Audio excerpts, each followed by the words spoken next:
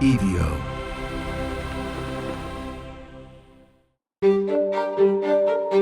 There are moments in history that arrive without warning, small, contained, almost forgettable in their setting, and yet once they occur, they refuse to remain what they were. A table, a drink, a conversation that by all appearances carried the ordinary rhythm of business rather than consequence. Nothing in the room suggested that anything unusual was about to happen. No raised voices, no tension that could be measured from a distance. Just three men seated together, the kind of meeting that takes place every day, cities, towns across the world, unnoticed, unrecorded, and unremarkable. And then something shifted. A glass was lifted, a sip was taken, and in the space between that action and the next, the structure of the moment began to break. And it wasn't gradual. It wasn't in a way that allowed for interpretation. It was sudden, with a force that replaced conversation with confusion, that turned observation into urgency. A man rising from his seat, his body no longer aligned with the calm that had defined the moment before. Movement without control, words that didn't explain but accused. They poisoned me. It's a statement that doesn't belong to ambiguity. It does not suggest, it declares. And once spoken, it attaches itself to everything that follows, altering the meaning of what might otherwise have been understood in simpler terms. Because within minutes, the man who spoke those words would collapse, and within hours, he would be dead. Within days, the explanation would arrive. Medical and structured, grounded in the language of physiology. A cerebral aneurysm. A rupture within the brain, sudden and catastrophic and consistent with what had been observed. It's the kind of explanation that closes a case. But it doesn't wrap up a story. Because this wasn't just any man, and what he claimed to have built, what he had shown, however briefly, however incompletely, had already unsettled the boundary between what people understood and what they wanted to believe. And when those two forces meet, when a claim that challenges the world as it is collides with an ending that can't fully contain it, the result isn't resolution. It's actually expansion. Because the question's no longer just what happened in that moment. It's what that moment meant. And whether the explanation that followed was enough to hold it in place. And we'll begin there. Welcome back to The Devil Within. You're listening to Season 5, What We Built and What We Buried, Episode 8, The Man Who Drank Poison. So in the last episode, we followed the rise of Stanley Meyer and his claim, a car that appeared to run on water, a system that, if real, would have challenged not only an industry, but the principles that govern how energy is understood. We saw how belief took shape around that claim, how demonstrations created momentum, and how questions, necessary and inevitable, began to gather at the edges of what had been presented. Well, tonight we step into what followed. Not the invention, the ending. And by the end of the episode, you'll understand why Stanley Meyer's death became inseparable from his claim, why the circumstances surrounding it continue to be interpreted in ways that extend far beyond what can be confirmed, and why the most enduring part of the story may not be the machine he built, but the meaning people assigned to his sudden and tragic disappearance from the world of engineering. If you're following this series, make sure you're following the show wherever you get your podcasts, Apple, Spotify, or any of the million others, because this is where the story moves from invention into something much more volatile, something shaped by what people believe happened, even in the absence of any solid proof. The quiet inevitability of the poet Emily Dickinson always answers a lot of questions for me. She has a way of approaching death as a passage into a different kind of understanding. She wrote of moments that seem small in their occurrence, but vast in their implication. Instances where the ordinary gives way to something that can't fully be contained by the language that we use to describe it. And I feel like that sensibility belongs here in this part of the story. Because what we're about to examine is more than just an event.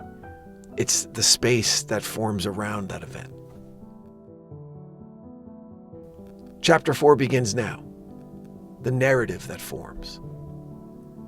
The official account of Stanley Meyer's death is, in its structure, straightforward. He collapsed. He was transported for medical evaluation.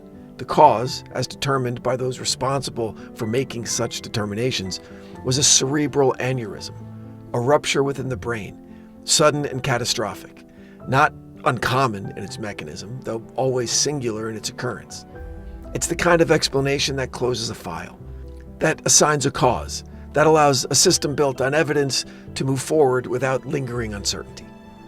And within that framework, the story ends. But stories don't exist only within frameworks. They exist within memory, within conversation, within the interpretations that follow when an event intersects with something that has not yet been resolved. And in Meyer's case, the event didn't stand alone.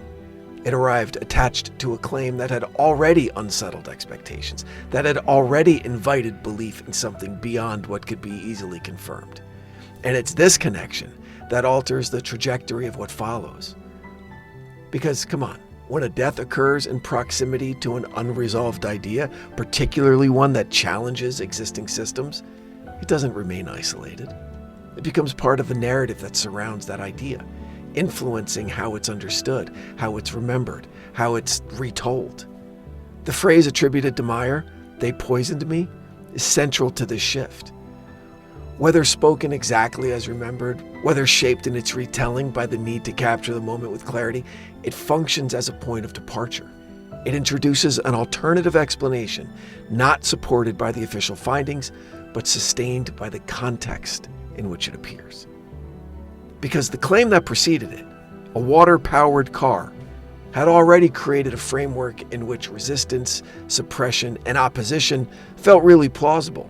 The idea didn't exist in a vacuum. It existed within a broader awareness of how systems protect themselves, how disruptive possibilities are often met with scrutiny, with skepticism, and in some narratives, something more deliberate. Within that awareness, the official explanation doesn't disappear. It competes. It becomes one version among others, one interpretation among several that coexist without fully resolving into a single accepted account. The aneurysm, that explains the mechanism of death. The statement suggests intention. The absence of definitive evidence connecting the two leaves space for interpretation and eventually conspiracy. And it's in that space that the narrative expands. And there aren't any new facts to consider. It's just because the existing facts are arranged in different ways, rearranged in new ways, shaped by beliefs and expectations of those who engage with them.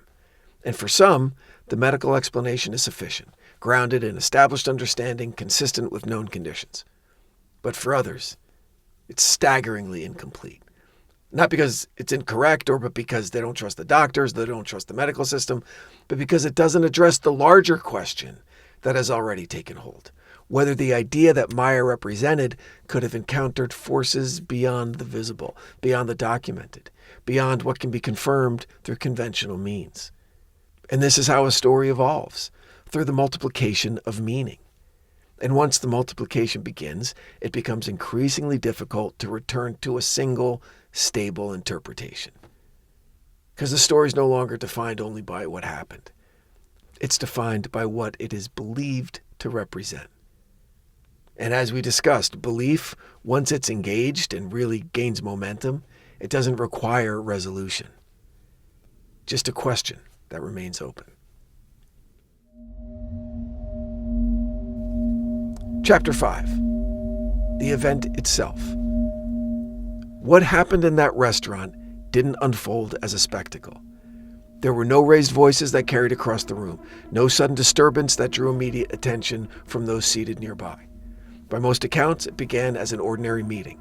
3 men seated together, engaged in conversation that, at least on the surface, bore the familiar rhythm of a normal business meeting. There was no confrontation. And the setting really matters because it anchors the moment in something that's recognizable, something that resists that impulse to assign significance before it's warranted. It's a public place, a shared table, drinks ordered and delivered without ceremony. And it's within settings like this that events often take on a clarity that feels, in retrospect, almost intentional, as though the ordinary frame makes the disruption that follows more difficult to dismiss.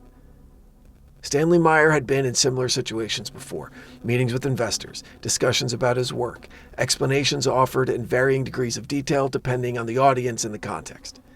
There's nothing in the description of the gathering that suggests it was unusual, nothing that would have marked it in advance as the point at which the story would shift the way it did. But something did shift. The sequence, as it has been reconstructed ad nauseum, is very brief. Drink is raised, a sip is taken, and then a reaction that doesn't align with expectation. It wasn't the gradual discomfort of illness, something immediate and abrupt. Meyer stood up, or attempted to. His body was responding in a way that suggests distress rather than confusion. There's urgency in the movement, a break from the contained posture of someone seated in conversation. And then, the words.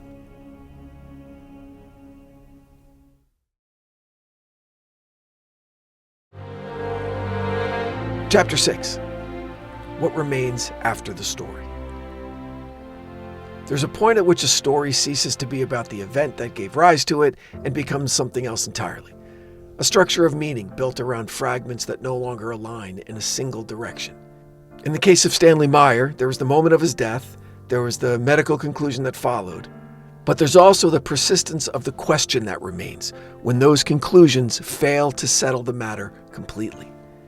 Because what's left behind is not a machine that can be explained, not a system that can be tested or refined, but an idea that exists in varying forms, shaped by the needs and expectations of those who encounter it. The claim that water might serve as fuel doesn't disappear simply because it hasn't been proven in a way other technologies have been. It continues, carried forward simply by the desire that it addresses. And that desire isn't trivial. It reflects a dissatisfaction with the structures that define how energy is currently produced, distributed, and consumed. It sparks this longing for autonomy, for freedom from that system, because it doesn't require participation in networks that feel distant or controlled or politicized, and at times unyielding and punitive. In that sense, the idea of a water-powered car is less about engineering than it is about possibility, about the belief that the limitations imposed by existing infrastructure might be circumvented rather than accepted. And this is where the story shifts from invention to reflection. Because whether Meyer's claims were valid in their specifics becomes, over time, less central than what those claims represented. They occupy a space between what is known and what's hoped for, between the constraints that define our current reality and the imagined alternatives that promise to escape that reality. So the devil within this story isn't the suggestion that something extraordinary was hidden or taken or suppressed. It's the readiness to accept that suggestion in the absence of the conditions required to confirm it that we generally require for almost any other groundbreaking idea. Because that idea is just something that we so badly want to believe. It offers a resolution to a problem that feels persistent, a solution that bypasses the complexity of systems rather than engaging with them. And in doing that, it reveals something that extends beyond this single case. That belief can sustain an idea long after the mechanisms that would support it have failed to materialize. That a narrative can persist because it remains unproven in a way that allows it to adapt. This doesn't make the story meaningless. It makes it instructive because it shows how easily the boundary between possibility and certainty can be blurred when the stakes are high enough, when the implications of a claim extend beyond the technical into the personal, the economic, the structural. And once the boundary is blurred, it becomes difficult to restore. The story doesn't end. It continues to evolve, never quite into fact, but into something that resists final classification, something that continues to move, to shift, to be retold in ways that reflect the concerns of the moment in which it's heard. What remains then isn't an answer. It's a pattern, an idea that emerges, challenges expectation, resists verification, and persists in the space between them. There's a difference between an idea that fails and an idea that refuses to be resolved. Failure leaves clarity in its wake. You could learn something from it. It's probably the only thing that scientists ever really do learn from. It allows for examination, for understanding, for the gradual refinement of what's left over. And it is, in many ways, the most constructive step forward. But an unresolved idea occupies a different position. It lingers, sure, it invites interpretation, but it also allows belief to fill the spaces that evidence cannot. The story of Stanley Meyer belongs to that category.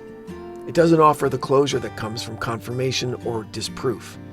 It remains suspended, shaped by the interplay between what can be demonstrated and what's desired. And in that suspension, it reflects something broader than the specifics of the claim itself.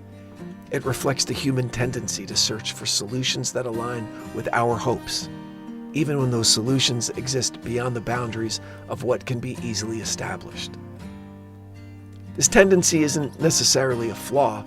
It's how we imagine alternatives. It's how we push against the limits of what's known. But it does carry a risk, because when belief moves ahead of verification, it can create a space in which ideas are sustained more by their ability to satisfy than their ability to function. And once that space is established, it becomes difficult to distinguish between what could be and what actually is.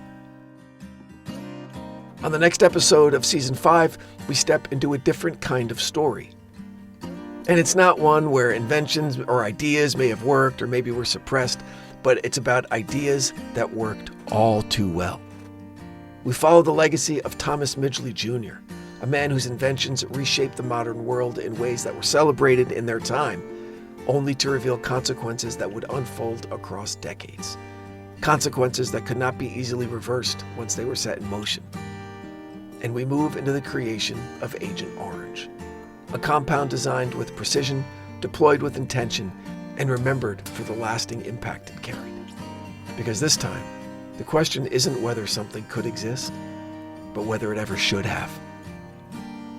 We'll see you next time on The Devil Within. The Devil Within is an EVO production, recorded live at Bel Air Studios in Los Angeles, California. For The Devil Within, I'm your writer and host, Brandon Morgan.